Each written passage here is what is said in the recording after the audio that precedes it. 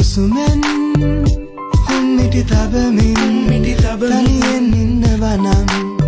එන්නම් දුක ගන්න ගලනා දාබිඳු පිසිමින් වත්සුණු තවරන්නම් ඉරණම පෙරලන්න රැස් වී දෙන සමනලියක දෙන සිහියක් ලැබුණා